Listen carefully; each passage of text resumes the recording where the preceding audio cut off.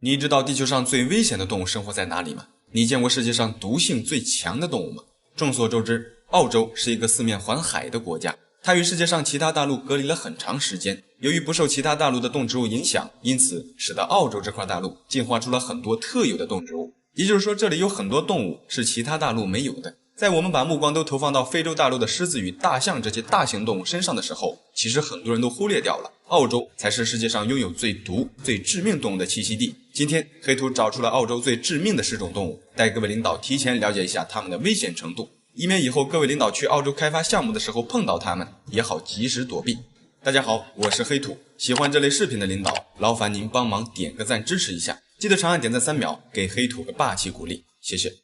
好，位列第10位的就是食火鸡。这种鸟主要活动在澳大利亚的东北部。2004年，它们被吉尼斯世界纪录收录进世界上最危险的鸟类之中。食火鸡是澳洲地区体型第2大鸟类，它们的身高可达 1.8 米，体重可达160斤。它们穿梭在澳大利亚东北部的森林中，由于体型高大，它们的双翼在很早之前就已经渐渐的退化了。也就是说，这种大鸟不能飞，但是这丝毫影响不到它们在鸟类中的实力。食火鸡的性情非常凶猛，具有很强的攻击性，它们擅长跳跃，奔跑速度也很快，只靠2条腿就能够以惊人的每小时50公里的速度快速奔跑。食火鸡的爪子上有3个脚趾，尤其是第2个匕首状的爪子特别可怕，因为食火鸡在攻击其他动物或人类的时候，它们会用它那强劲有力的腿猛踢。在猎物被踢到的同时，食火鸡会利用脚趾上杀伤力极强的爪子，如同利剑一般刺进对方的身体，而且有时候甚至能够用爪子直接将人类的手臂切断。如果被攻击到腹部，甚至可以直接切开我们的腹部，将内脏勾出，特别凶猛。在澳大利亚，每年都会有很多人遭到食火鸡的攻击死亡，其中大多数都是因为人类在私自喂食食火鸡的时候，突然遭到食火鸡的袭击丧命的，非常危险。好，第9个，袋鼠。袋鼠相信各位领导并不陌生，它们在我们大多数人的印象中都是呆呆的、蹦蹦跳跳、比较可爱的动物，但实际上袋鼠对人类同样也有致命的威胁。袋鼠是澳洲的特有物种，它们生活在澳洲的大部分地区的广袤森林里。袋鼠是世界上跳得最高、最远的陆地哺乳动物之一，它们一跃可达4米高，最远可以跳到高达13米远。除了这些，它们的奔跑速度也可以达到每小时50公里以上。最重要的就是袋鼠那强劲有力的后腿，战斗力非常强悍。不过通常情况下，袋鼠不会主动向人类发起攻击，它们的性格通常还是很温顺的，除非当它感觉自己受到威胁时，或者被激怒的时候，才会主动出击。如果没有泰森的体格子，一般人是战胜不了成年袋鼠的。其实袋鼠并没有食火鸡的攻击性强，之所以把它列到第9位，是因为袋鼠距离人类相对较近，接触的越多，危险性也就越大。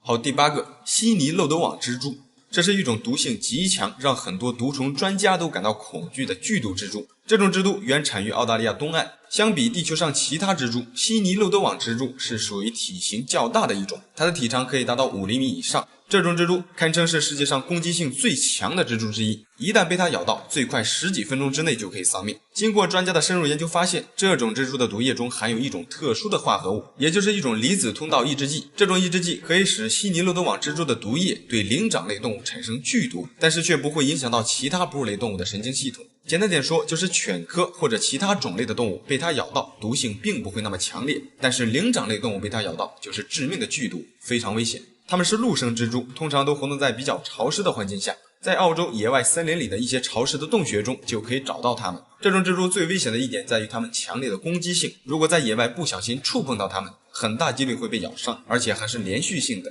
一旦咬住猎物，就是接二连三的咬好几口，当然在这个过程中每咬一次都会向我们体内注入致命的毒液，非常危险。好，第7个，大白鲨。澳大利亚四面环海，气候炎热，一年中的大多数时间，人类都喜欢在海滩玩水。然而这种气候也是很多鲨鱼经常出没的区域。在澳洲水域，对人类构成威胁的鲨鱼其实不止大白鲨，除了大白鲨还有牛鲨、虎鲨这些攻击性较强的鲨鱼。要知道，大白鲨的体长最大可达8米，而且攻击性极强，它们几乎会吃掉一切可以吃到嘴里的东西。在澳洲，几乎每年都会出现人类被鲨鱼吃掉的事件发生，大多数都是一些冲浪者闯入到大白鲨出没的水域进行冲浪，被大白鲨发现后一口吞掉的。一旦被大白鲨咬到，几乎毫无生还的可能。要知道，大白鲨的咬合力将近2吨，通常一口下去，直接就可以将我们的身体咬断。嗅到血腥味的大白鲨会更加凶猛，它们会拖着猎物的尸体下潜到上百米深的海水下，然后松口让猎物漂浮上去，最后再吃掉，非常可怕。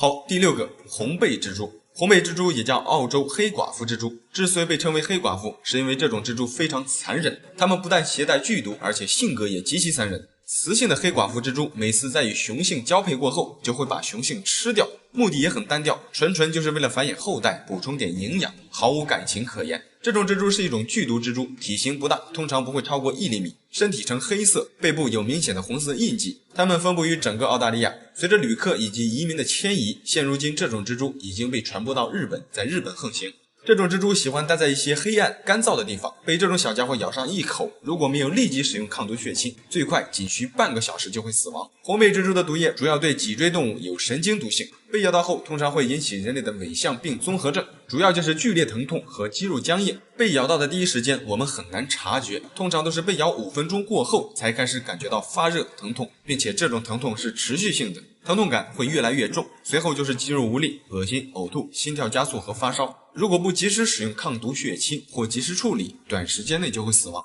非常危险。好，第5个，石鱼。石鱼是人类已知地区上最毒的鱼之一，它们分布在澳洲南部的沿海浅水区。石鱼是一个伪装高手，它们的皮肤颜色可以与周围的环境完美融合，而且可以一动不动地在一个地方停留好几个小时，经常潜伏在一些珊瑚或岩礁上，人们很难可以轻易地发现它们。这一点也是对人类来说最致命的一点，即便它就在我们身边，我们也发现不了它们。如果不小心一脚踩到石鱼的身上，对人类来说会有致命的危险。在石鱼的背鳍上长着多达10根以上锋利的毒刺，当石鱼受到威胁时，这10几根毒刺就会在瞬间向外释放出大量的致命毒液。这种毒液对人类来说是极其危险的，一旦被石鱼蛰伤，毒液注入体内，首先会引起剧烈的疼痛，补充一点，是剧疼，特别的疼。有时候甚至不用等到毒液在体内发挥，但是这种疼痛就足以让人类致命。随后就是随着毒液在体内迅速扩散，麻痹我们的神经，头昏眼花，口吐白沫，胡言乱语，最后等到心脏衰竭甚至死亡。一般人被石鱼蛰伤后，如果不及时使用抗毒血清或接受治疗，短2-3个小时就会死亡。在抗毒血清出现之前，在澳大利亚的海滩上，几乎每年都会有人因为踩到石鱼中毒身亡的事件发生，非常危险。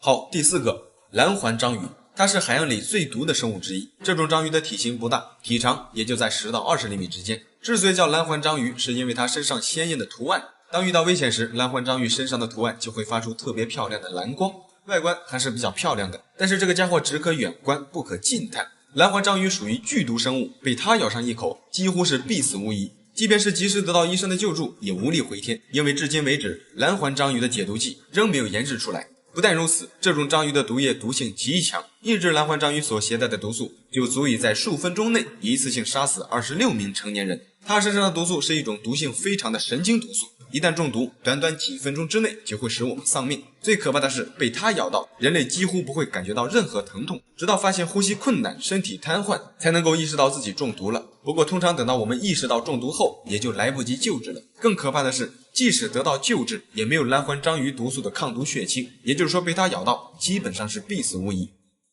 好，第3个，咸水鳄鱼。咸水鳄鱼也就是湾鳄，它是所有鳄鱼种类中体型最大的，也是世界上最大的爬行动物。湾鳄的最大体长可达7米，体重可达1吨。好，第2个，内陆太攀蛇。这种蛇仅分布在澳大利亚的内陆，它被认为是陆地上最毒的蛇。内陆太攀蛇的毒性比响尾蛇要高300倍，比眼镜王蛇高出20倍。它一次排出的毒液能够在24小时内毒死20吨重的猎物，相当于25万只小白鼠、100个成年人类或者2头非洲大象。什么概念？就是仅需1毫克的内陆太攀蛇的毒液就足以使2名成年的人类丧命。这还不是最可怕的，更过分的是，这种蛇在发起攻击的时候速度极快，并且还是连续性的，每次咬伤注入的毒液最多可高达几百毫克，毒性相当强烈。通常都是在太攀蛇攻击猎物的时候，没等猎物反应过来，猎物就已经毒发身亡，毒性发作的非常快。成年人类被咬到后，如果不及时救治，可能最多也活不过15分钟，就会因为呼吸衰竭丧命，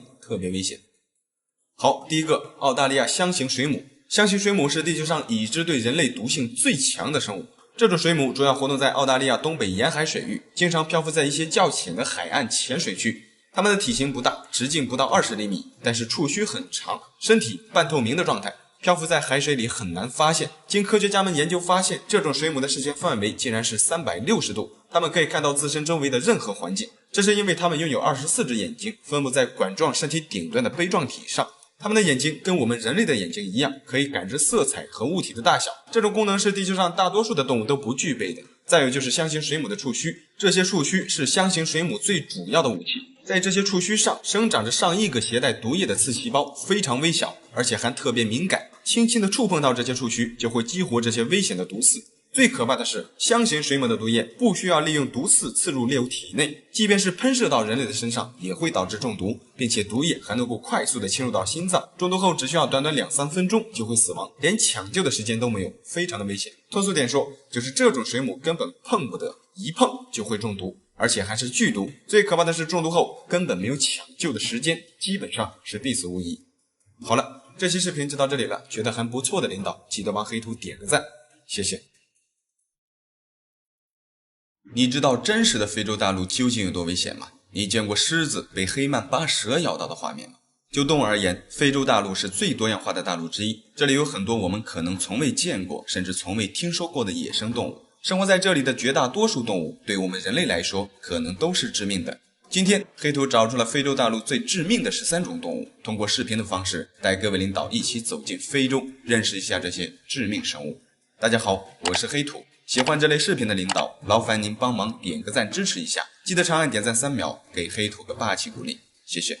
好，第13个，地蝎。地蝎是生活在非洲热带雨林中的一种大型蝎子，它是世界上所有蝎子中体型最大的蝎子之一。这种蝎子的平均体长约20厘米左右，最大的可以达到23厘米。虽然它们的身体是黑色，但是它同平常我们见到的蝎子一样，晚上在紫外线的照射下会发出淡绿色或蓝色的光。这种大型蝎子在非洲大陆分布极为广泛，从热带雨林到沙漠，几乎整个热带地区都能找到它们的身影。意外的是，这种蝎子虽然外表凶猛，实际上它的毒液对人类毒性并不算太大。被帝王蝎蛰到的感觉就跟被普通的蜜蜂蛰到一样，会有强烈的刺痛感，不过短时间内就会消除。虽然毒性不大，但也并非对人体无害。每个人的体质不一样，如果特殊体质的人被帝王蝎蛰到，很有可能会引起过敏反应，也是很危险的。这种蝎子以温顺的行为和几乎无毒的刺痛而闻名，在世界上很多地区，有些人甚至直接把帝王蝎当作宠物。第12个，狮子。狮子无疑是非洲大陆最具代表性的一个物种，想必各位领导应该都了解狮子的凶猛程度。没错，狮子肯定会攻击人，但是在整个非洲大陆，狮子还算不上对人类威胁最大的。非洲狮的主要食物都是以一些蹄类动物为主，一般情况下很少会选择猎杀人类。经过人类的深入研究发现，袭击人的狮子通常都是一些年老或者生病的雄狮，也就是说体质越不好的狮子越容易袭击人类，而且通常都发生在每月下旬，也就是满月之后的几周。当月光较少时，一些年老或生病的雄狮就会在夜间闯入当地人类活动的一些村庄袭击人类。从1990年到2005年，塔桑尼亚农村地区的狮子食人事件大幅增加，在此期间，至少高达500多名村民遭到了狮子的袭击，许多人则直接被狮子吃掉。在我们欣赏这些大型野兽的同时，千万要时刻提醒自己，狮子是会吃人的凶猛野兽。好，第11个，古腹死盔。先跟各位领导道个歉，由于蛇的画面会引起部分领导的感官不适，黑兔会将蛇打码，还望各位领导理解，谢谢。古腹丝蝰也叫古腹蝰蛇，它是非洲大陆最致命的一种毒蛇，也是造成人类死亡人数最多的蛇。古腹蝰蛇的平均体长约在1米左右，它们体型很结实，周长很宽，腹部圆鼓鼓的，很粗壮。这种蛇很善于伪装，在野外人们很难轻易发现它们。它们经常利用一些与自己身体颜色相近的地方隐藏自己，像一些灌木丛和岩石缝是这种毒蛇的理想栖息地。它们分布广泛，繁殖能力超强，在非洲大陆的很多地区都有分布。这种蛇的毒性很强，而且特别容易攻击人。更过分的是，移动速度也很快。在非洲，古腹丝蝰要比其他生活在这里的毒蛇造成更多的咬伤死亡事故。如果不小心被它咬到，只需要1口就足以杀死一个成年人。很多人往往都是不小心踩到它们并被咬伤的，其中大多数被咬的人都没有以最快的时间得到有效的治疗，才导致丧命的，特别危险。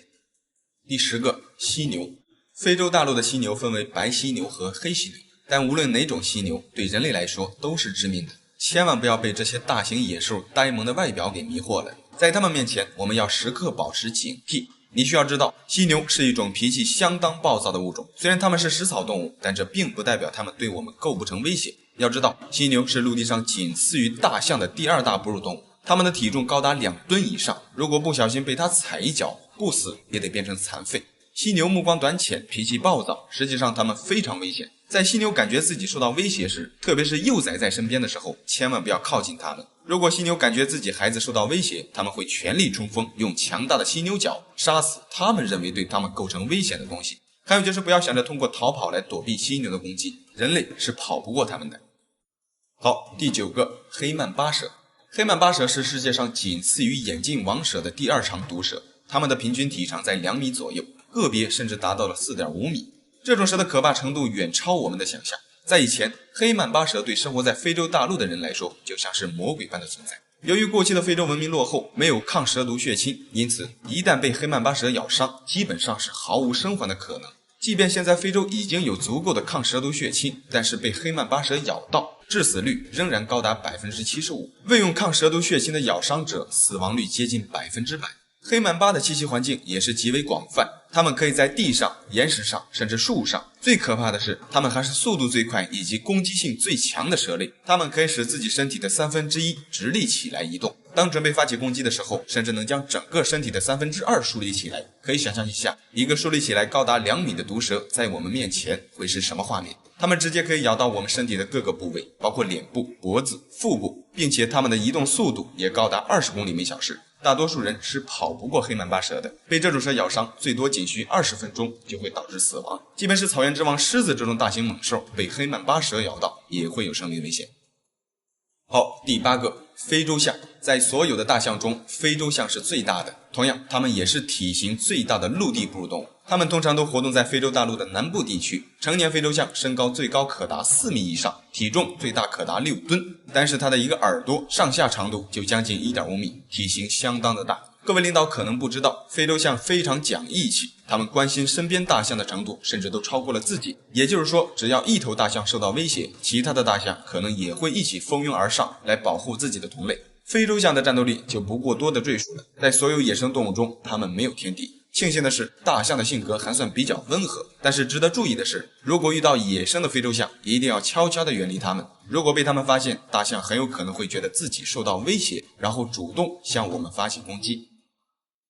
第7个，尼罗鳄。说起尼罗鳄，很多人都有一个误区，部分人认为尼罗鳄只生活在尼罗河里，但实际上在整个非洲大陆，绝大多数的淡水河或浅水坑里都有可能出现尼罗鳄的身影。尼罗鳄是非洲大陆最大的爬行动物，也是非洲最大的鳄鱼。这种鳄鱼体型非常庞大，体长最大可达6米。在动物界，除了人类，它们属于顶级掠食者。尼罗鳄是一种极具攻击性的物种，它们几乎会猎杀身边一切可以猎杀的猎物。一旦被尼罗鳄咬到，除非被它们撕掉被咬的身体部位，不然它们不会轻易的松口。在一定意义上，鳄鱼要比狮子这种大型野兽更加危险，因为在非洲，每年被鳄鱼杀掉的人类要比被狮子杀掉的人类多出好几倍。大多数人都是因为在河边清洗东西或靠近河边收集食物时被尼罗鳄拖下水的，非常危险。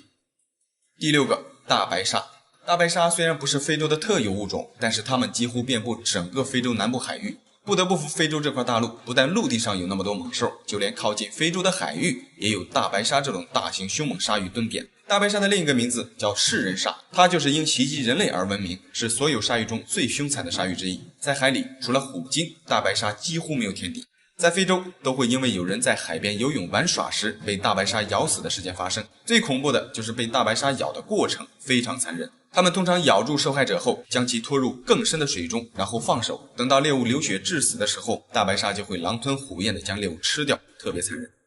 第5个，非洲野狗。它是非洲大陆最大的野生犬科动物。这个家伙虽然体型在野生动物中算不上太大，但是它们的捕猎手段与凶猛程度一点都不次于狮子这种大型野兽。非洲野狗通常都活动在非洲干燥的草原和荒漠地带，它们是群居动物，通常一群大概由7到15只组成。它们会合作狩猎，在面对一些大型猎物时，野狗群会对猎物进行长时间的追逐，直到猎物精疲力尽，然后蜂拥而上将猎物撕碎。在它们追捕猎物的时候，最快可以以每小时高达66公里的速度进行追赶，而且追赶时间更是长达10到60分钟，耐力很强。在追捕的过程中，它们还会对猎物的腿部和腹部进行撕咬。经过研究发现，非洲野狗的捕猎成功率要远超于狮子这种大型野兽。在整个非洲大陆，除了狮子与猎狗对它们有威胁，大多数的动物见到非洲野狗都要避让3分。人类在野外遇到它们是非常危险的，即便手中有防身的武器，也不一定能轻易的将它们甩掉。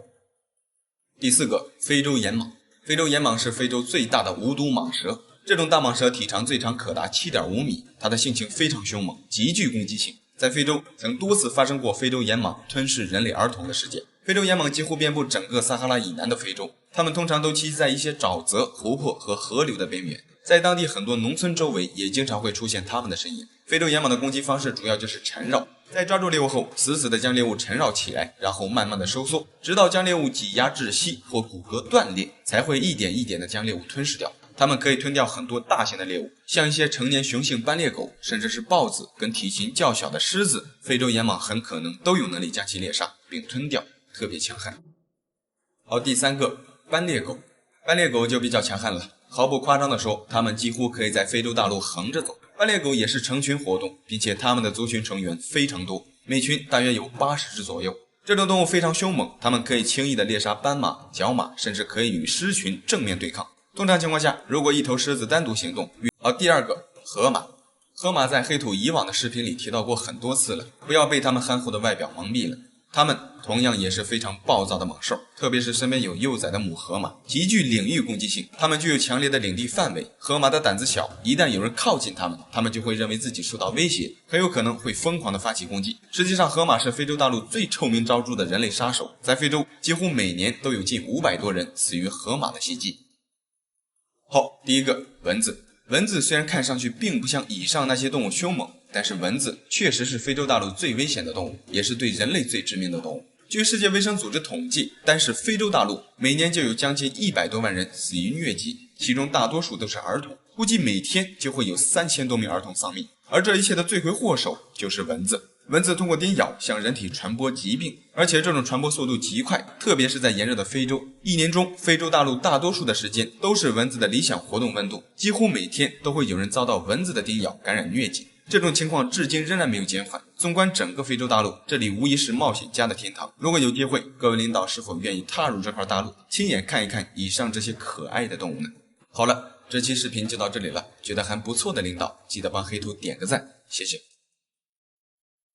你见过世界上体型最大的狮子吗？你真的了解野生狮子的真实战斗力吗？狮子作为地球上唯一一种雌雄两态的猫科动物，我们多数人可以很轻易地分辨出它们是公是母，但是除了它们的性别，绝大多数人都忽略掉了狮子的品种。在很多狮虎爱好者的印象里，听到最多的就是狮子与最强悍的东北虎决斗，很少会提到是什么品种的狮子与东北虎决斗。确实，东北虎可能有能力战胜大多数品种的狮子，相反，巴巴里狮同样也有能力战胜大多数品种的老虎。其实狮子同老虎一样，也有很多不同的品种。今天黑兔找出了世界上8种最强悍的狮子，带各位领导一起了解一下真正的草原之王。大家好，我是黑兔，喜欢这类视频的领导，劳烦您帮忙点个赞支持一下，记得长按点赞3秒，给黑兔个霸气鼓励，谢谢。第一个我们要说的就是位列第8位的塞内加尔狮。塞内加尔狮也叫西非狮，它们主要活动在西部非洲地区。这种狮子的外表与大多数的狮子不同，它头上的鬃毛相对较短，体型也要比其他品种的狮子小很多。塞内加尔狮的体长可达 1.7 米，体重约为360斤左右。虽然体型算不上太大，但这一点都不影响它的凶猛程度。塞内加尔狮同大多数的狮子一样，拥有杀伤力非常强悍的犬齿以及锋利可伸缩的利爪。它们主要也是以一些蹄类动物为主要食物，比如牛羚、大羚羊以及斑马都是塞内加尔狮经常捕杀的对象。可能是由于塞内加尔狮体型较小的原因，在16世纪，它们遭到了欧洲人的大量猎杀。人类不但猎杀成年的狮子，就连狮子的幼崽也不放过。很多人杀死成年狮子后，再将幼狮捕捉回欧洲，卖给一些富豪老板。在那个年代形成了一个黑色的产业链，愈演愈烈。由于人类为了利益，不断地对塞内加尔狮进行猎杀捕捉，导致塞内加尔狮的数量越来越少。直到今天，塞内加尔狮已经成为了极度濒危的物种，个体数量非常少。据人们估计，地球上最多也就剩下400只左右，并且成年个体狮子的数量更是少于250只，现在已经被列为极危物种，非常稀缺。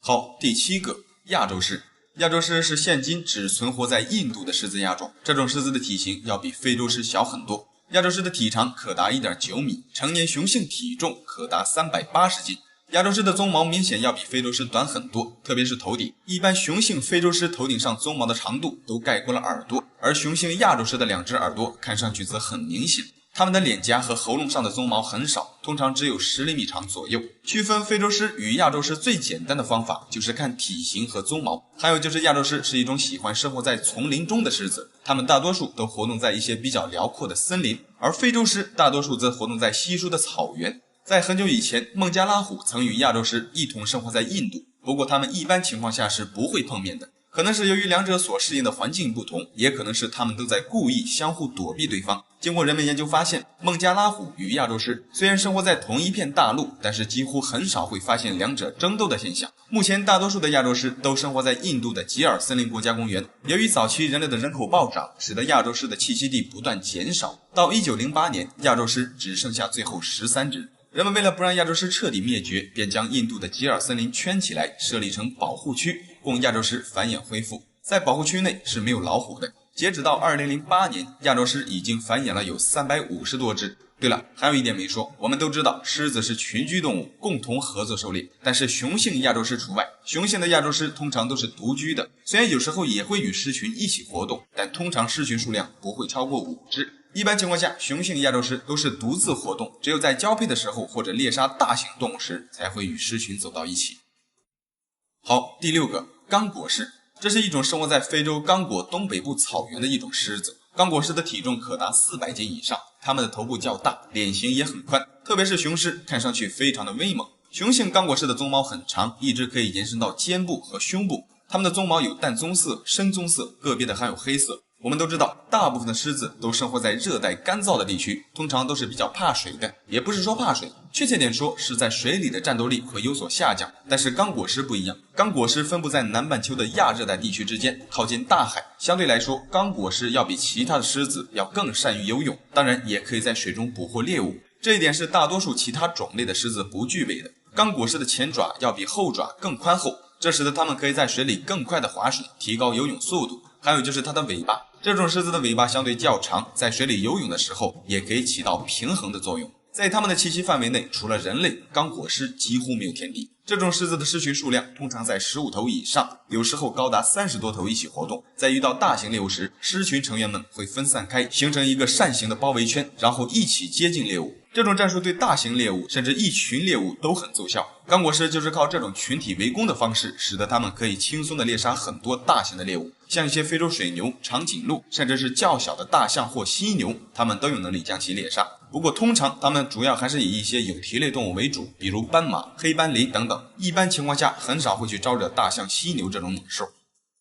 好，第5个，安哥拉狮子。安哥拉狮子也叫加丹加狮，它们活动在非洲的西南部，也叫西南非洲狮。这种狮子是现存最大的狮子亚种之一，成年雄性安哥拉狮子的体长可达2米以上，体重最重将近500斤。它们是非洲西南部特有的亚种。安哥拉狮子的整体外观与多数狮子一样，唯一不同的就是它的鬃毛颜色。这种狮子身上的毛发颜色通常都比较浅，偏黄色，特别是幼崽时期，皮毛颜色明显较浅。随着年龄成熟而慢慢的加深。安哥拉狮子同大多数狮子一样，主要也是靠捕食斑马、角马、羚羊这种蹄类动物为食，唯一不同的就是狮群的规矩。在安哥拉狮群中，雄狮一般不狩猎，而是母狮子出门狩猎。雄性安哥拉狮子的主要任务就是在雌狮出门狩猎的时候待在家里守护幼崽。当雌狮狩猎回家后，雄狮一般也不会跟雌狮待在一起，而是独自在狮群的周围巡逻，守护自己的领地，主要就是防止其他狮群或猎狗这些对狮群有威胁的动物入侵。在非洲西南部，安哥拉狮子最大的天敌就是人类和猎狗群，至今仍有很多偷猎者在偷偷的猎杀它们。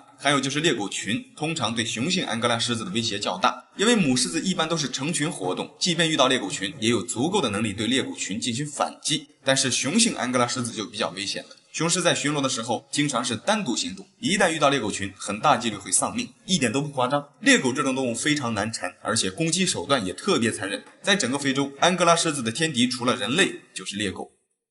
好，第4个，开普狮。开普狮也叫海角狮，这种狮子是近代在野外灭绝的一种，不过至今一些动物园中依然有开普狮的后代。当然，纯种的开普狮应该很难找到，动物园中的开普狮大多数也是有很多混血的。开普狮曾经生活在非洲南部的好望角，人们从开普狮的标本中发现，这种狮子非常大，雄狮的鬃毛是黑色的，而且很长，鬃毛可以延伸到腹部的下方。据估计，它们的体重可以达到540斤以上，推测数据的雄性体长全长可达2.5米。在很久以前，这种狮子最容易袭击人类，特别危险。通常都是牙齿坏掉了的老年狮子，特别容易猎杀人类或人类的家禽。一些年轻的强壮的开普狮主要是以角马、野牛和已经灭绝的斑驴为主要食物，而一些年老或生病的狮子，由于身体虚弱，无法猎杀大型猎物，只能选择靠近人类，捕杀人类的家禽或者人类来填饱肚子。在1850年前后，南非当地的许多猎人或农夫得知狮子的皮毛可以换取很多金钱后，便开始对开普狮大量猎杀，剥取皮毛换取利益。由于开普狮的分布范围原本就很少，也就是数量本来就不是很多，再加上除了当地人，当年还有荷兰和英国的殖民者也在捕杀开普狮，导致短时间内还没进入20世纪，开普狮几乎已经绝迹了。开普狮也是近代第一种灭绝的现代狮子。好，第3个，马赛狮。马赛狮也叫东非狮，这是一种体型较大的狮子亚种。野生雄性马赛狮的平均体长全长在 2.7 米，注意是平均体长 2.7 米，平均体重在340斤。雄性马赛狮有着非常厚实的鬃毛，鬃毛的颜色有金黄色、褐色、棕色、黑色等等。随着年龄的增长，年龄越大，鬃毛的颜色也就越深。比如黑色鬃毛的马赛狮的年龄就比较大。这里需要注意一点，鬃毛是黑色的雄狮年龄大，危险程度也大。黑图上面提到过，越是年老或虚弱的狮子，越容易袭击人类。在1890年，英国在肯尼亚的查沃河上修建铁路的时候，建筑工人就遭到了2头雄性东非狮的袭击，每次都发生在夜晚。狮子在晚上从工人的帐篷里将工人拖出来杀死并吃掉。在当时，几乎每天都会发生狮子食人的事件。随着袭击事件的加剧，数百名工人逃离查沃工地，不得已停止了施工。直到当地的管理者组织了大约20名武装人员来狩猎狮子，最终这2头狮子被一个名为帕特森的人连续干掉，狮子食人事件才渐渐的缓和下来。等到这座工程完工的时候，据统计，这2头东非狮共计杀死了上百名工人。最后对这2头食人狮子的尸体研究，人们发现第一头被射杀的狮子牙齿严重受损，这会影响它猎杀自然猎物的能力，不得已选择人类下手。当然，这个说法并没有得到多数人的认可。至于马赛狮为什么突然向人类发起攻击，而且还是连续性的，至今仍没有确切的结论。一切的数据都只是推断，可信度较高的普遍还是认为是它们的身体原因。狮子虚弱或者年老，猎杀不了优质的猎物，才会选择人类。好，第2个，德兰士瓦狮。它的名字也有很多，我们比较熟悉的就是克鲁格狮、南非狮。这种狮子的体型就比较哇塞了，它的体长可达 3.2 米，体重500斤以上。克鲁格狮大多数都分布在克鲁格国家公园，它们是非常优秀的猎手。克鲁格狮的后腿非常粗壮，特别有助于向前猛扑猎物，并且它们的下颌也异常的大，使得它们能够吃掉很多大型的猎物。它们拥有优秀的视力、良好的听觉和嗅觉，而且还具备非常快的反应速度。强大的体型加上极快的反应速度，克鲁格狮可以轻易地将一些大型猎物直接扑倒，像一些角马、斑马和羚羊这些中等大小的猎物，克鲁格狮独自就可以将其猎杀。在它们捕猎的时候，通常都是先将猎物扑倒，然后利用锋利的犬齿死死地咬住猎物的口鼻或者喉咙，直到猎物窒息、失去反抗能力才会松口。在野外，克鲁格狮大约1/4的狩猎都是成功的。一头雄性克鲁格狮每天大约需要吃掉15斤左右的肉。对了，还有就是克鲁格狮也是狮子里唯一拥有白色变种的狮子亚种。不过这种白色狮在野外很少见，大部分都在一些保护区内，主要就是动物园里。在全球，白色狮子的数量仅有大约100多只，非常稀缺。好，第1名，巴巴里狮。巴巴里狮也叫北非狮，它在所有狮子亚种中的排名一直存在很多争议。因为野生的巴巴里狮可能已经灭绝，即便在有些地方的动物园内也有出现，不过动物园内的巴巴里狮大多数只是拥有巴巴里狮的血统，并不是纯种的巴巴里狮，所以人们对真正野生纯种的巴巴里狮的了解非常模糊。人们通过19世纪的猎人记录中了解到，在19世纪，巴巴里狮通常被认为是体型最大的狮子，它们的体重可以达到600斤以上，体长更是超过了3米。然而这些数据并不能代表什么，因为只有记载，并没有足够的证据。不过世界各地的大多数人们还是认为巴巴里狮是所有狮子亚种中最大、最强悍的。在很久以前的古罗马，巴巴里狮被人类抓起来放进决斗场，然后派当时的决斗士手持长矛和利剑与野生的巴巴里狮决斗，直到将狮子杀死。历史上没有记载当时决斗士被狮子杀死的人数，只记载了表演结束时400多头巴巴里狮死在决斗士的长矛和利剑下。而在这个过程中，具体死了多少人，可想而知，非常残忍。巴巴里狮的主要灭绝原因就是人类。在以前，人类大批量的捕杀它们，直到20世纪，巴巴里狮的数量所剩已经不足600只，但人类仍然在继续捕杀，直到1925年，纯种的巴巴里狮被认为彻底灭绝。不过，至今为止，专家们在一些动物园内仍能找到不少携带巴巴里狮血统的混血狮子存在。这些混血巴巴里狮的共同特点都是鬃毛很黑很长，头颅和体型也相对较大，四肢特别的粗壮，而且这些只是混血的，难以想象曾经纯种的巴巴里狮究竟多强悍。好了，这期视频就到这里了，觉得还不错的领导，记得帮黑兔点个赞，谢谢。